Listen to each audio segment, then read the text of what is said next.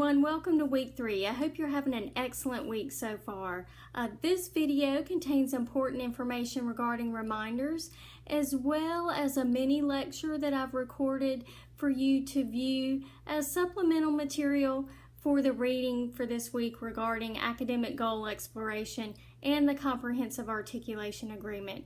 As always, if you have any questions as you're working through this week's material, please don't hesitate to send me an email.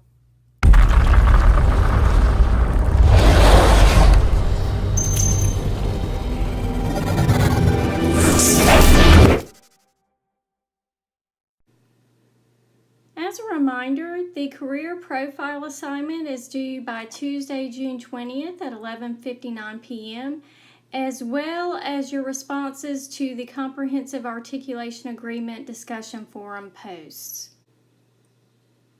I posted an announcement yesterday in Blackboard letting you know that the grades for the scavenger hunt have been posted. What I did today is went into week 3's folder and released the answer key for the scavenger hunt. So if you completed the scavenger hunt, it's been graded, and now you can go in and view the answer key. Keep in mind that the items contained on the scavenger hunt are fair game for the upcoming midterm.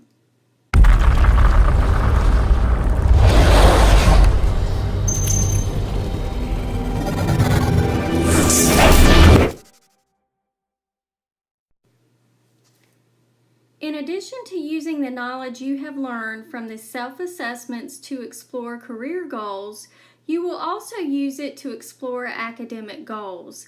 Before we get into setting individual goals for yourself, we want to go over what community colleges in North Carolina have to offer you in terms of academics. So this chapter is going to walk you through a lot of the foundational information you need to know before we get into goal setting in Chapter 5. In week 3's folder, I have added this video that talks about the benefits of obtaining a higher education, particularly as it relates to getting that degree at a community college. So I encourage you to pause the video and go in and pull that clip and watch it. It's about 3 minutes long. Many different credentials are available to students at North Carolina community colleges. You are pursuing one of these 4 credentials as part of the college transfer program. These degrees require 60 to 61 credit hours of coursework in order to obtain the degree. In Chapter 4, you're also going to learn about the Associate in Applied Science degree program. Those require 64 to 76 credit hours of coursework. The majority of those are core classes that prepare the student for a specific career. It's only going to contain about 15 hours of general education credit. So the advantage of that particular credential is it'll go ahead and prepare the student to go right out into the workforce. One downside to that is that if the student decides to return for a bachelor's degree, the student will have to complete a lot of lower level gen ed courses. Now, community colleges in North Carolina also offer diplomas. These are 36 to 48 credit hours that prepare a student for a specific career, as well as professional certifications, and they require 12 to 18 hours of coursework. Chapter 4 talks about the 5 significant benefits of completing your degree at Wake Tech.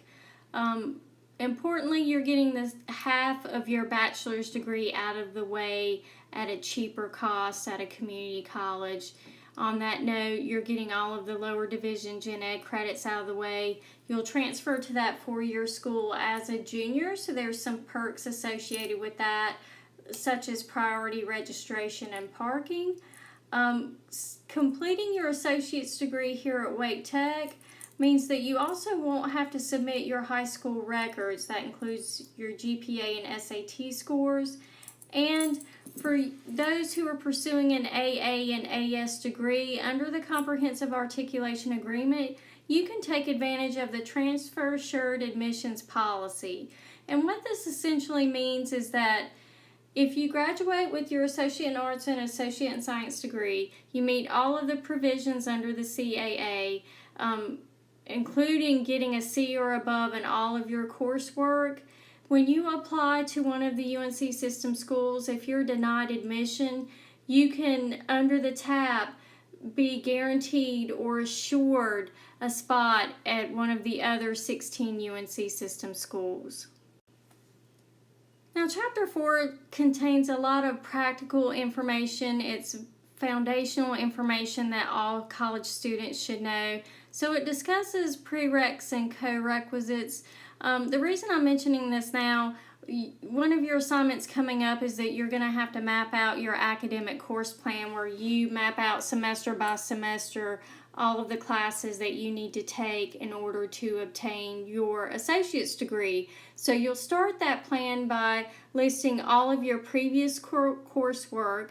You'll list your current semester's coursework, and then you'll look and see what else you need to take and map out future semester coursework.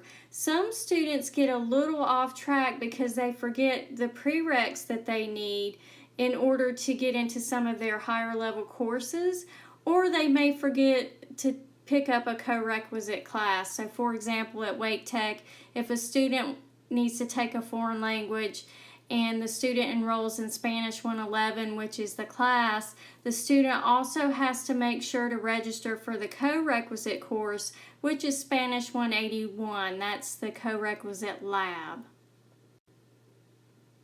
Another bit of information to keep in mind is, just on a foundational level, the difference between credit hours and contact hours.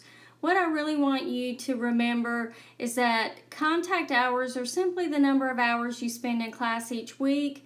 The credit hours are the hours that carry a lot of currency for you as a college student. So they're the number of hours associated with the course, and they are used to calculate your GPA and determine your tuition bill each semester. Now, the next assignment you're going to complete next week, I'll introduce it as the college comparison assignment, and then the next one after that is the academic course plan assignment.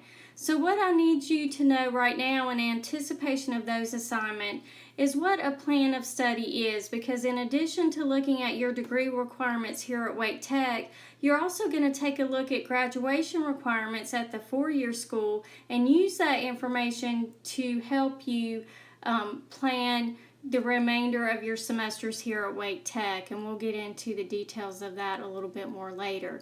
The only thing I need you to kind of remember right now is that a plan of study is that document that tells you all the classes that you need to take in order to obtain your particular credential.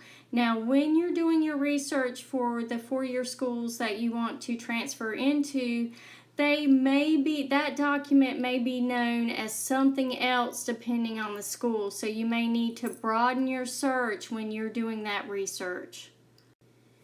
Here is an example of a plan of study here at Wake Tech. It is the structured pathway for the Associate in Science degree.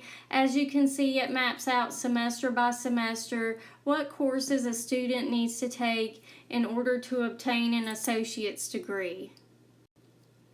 Now, some students may look at that plan of study and panic a little bit and think they might be way off course. Just remember that each student's journey to get that credential is going to be different. Some students are going to go part-time, some are going to go full-time, some are going to come into the program with transfer credit. So your journey is going to be unique to where you're at in life right now. And when it's all said and done, some students may need more than 2 years to complete their degree, and that's perfectly okay. I've posted another video in the Week 3 folder. It's about an 8-minute video that was produced and published by Cape Fear Community College in Wilmington, North Carolina. However, the information contained in the video related to the Comprehensive Articulation Agreement does apply to you as a student here at Wake Tech. So please take a moment, pause this video, and go in and watch this clip. It's going to explain very quickly, in a very engaging way, the Comprehensive Articulation Agreement. So you may have learned from the video or through your reading this week that the Comprehensive Articulation Agreement is this legislative document that governs the transfer of credits for those students pursuing an Associate in Arts or Associate in Science degree between the 58 community colleges to all of the 16 UNC system schools and many private universities. What it does is it ensures the smooth transfer of your credits to the senior institutions. It's going to provide some additional protection for those students who graduate with their degree. One of those is that transfer assured admissions policy. For those students who are pursuing an Associate in Applied Science or Associate in Fine Arts degree, there are bilateral articulation agreements between specific universities and specific community colleges that ensure the smooth transfer of credits. Those agreements are going to vary from one community college to the next.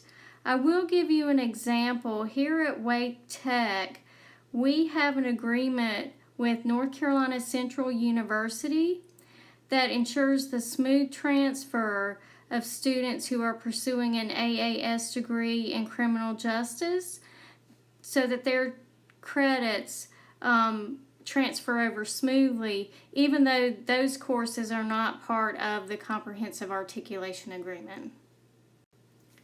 For those students who are pursuing an Associate in Engineering or an Associate in Applied Science nursing degree, there are uniform articulation agreements that exist between multiple community colleges and universities within the UNC system that will protect the transfer of credits between those institutions. Now, you'll just want to keep in mind the differences between the comprehensive articulation and bilateral agreements. Just remember that this comprehensive articulation agreement applies to individual transferable courses. Those are courses that are on the list of transferable courses, and you can see a list of those posted in Week 3's folder. It's protection for students who complete the AA or AS degrees, and remember it applies to all NC community colleges, all public universities in North Carolina, and some private universities.